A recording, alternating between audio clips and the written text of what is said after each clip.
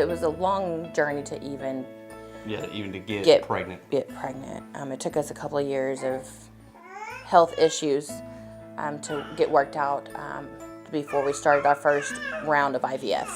Pregnancy was going great. Yeah. Everything looked good. Everything was right on track. January the 12th was our 20-week doctor's appointment. After the scanning, Dr. Dunham came in and he was like, I need to send you to a specialist. There's something going on with the baby's kidneys. When you hear the word cyst and no kidneys, that's when it really sunk in. They were predicting that he would die within my tummy. They didn't even predict him to be born alive. You anticipate every single week that you go to your See appointment. that flutter anymore. Yeah. And that's the first thing that we always look for, and that's the first thing that they always went for too, was to see the heartbeat. It was Wednesday. Yep. April 20th at 8:17 a.m. We got to meet our son, and he came out crying and screaming. It was gorgeous. He was absolutely gorgeous. They took him and weighed him and measured him real quick. He was alive. It just looked like he was sleeping in my arms.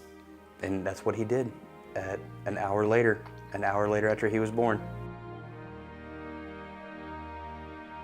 They came over, we recorded the heartbeat, and were able to give them that as a keepsake later on and put it in a bear.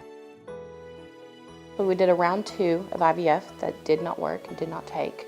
They asked me to find out the news when they were trying to get pregnant again. We knew that. And so they asked that if I would be the one to tell them if they were pregnant or not. Round 3. I got to give them that information that Shane was going to be a big brother. One of the harder appointments was the 20-week, because that's when we found out about Shane's kidneys. I carried them to 37 weeks on the dot, the day 37 weeks. Next thing I know, I hear a little squeak and a little cry, and it's this one. And then I felt a little push, and then here's Slade, and I'm like, oh, he looked just like Shane. So that was tough. But then they did bring both of them over to me and laid them on my chest, and life began. Initially, when the babies were born, everything seemed to be going well, and they were able to spend time in mom's rooms and were having routine care. And so, fortunately, we were off to a good start. Unfortunately, little baby boy did start showing signs of some respiratory distress within the first 4 to 5 hours. And so that's always just a sign that there's some sort of problem. And unfortunately, he showed us that problem. And at that point, he had to be moved to our intermediate care nursery for further evaluation. We were very fortunate that we were able to provide the care that those babies needed here. And it was already a stressful situation. It's always stressful whenever you have a baby, but this was 2 babies and then 1 baby that needed to stay. That for us to be able to stay here, I hope, was decrease some of that stress for them.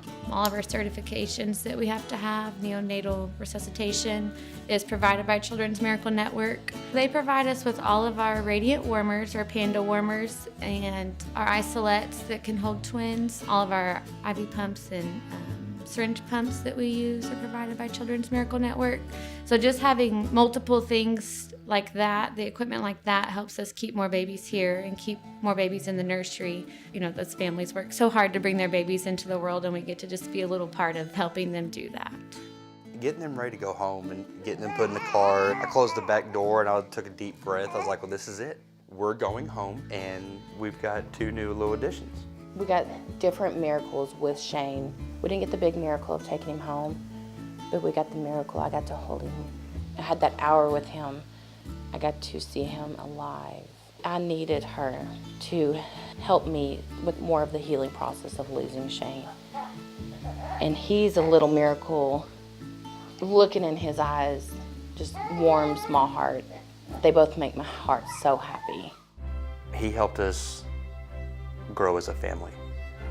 He helped us kick everything off. We love to share our story about Shane and about these twins.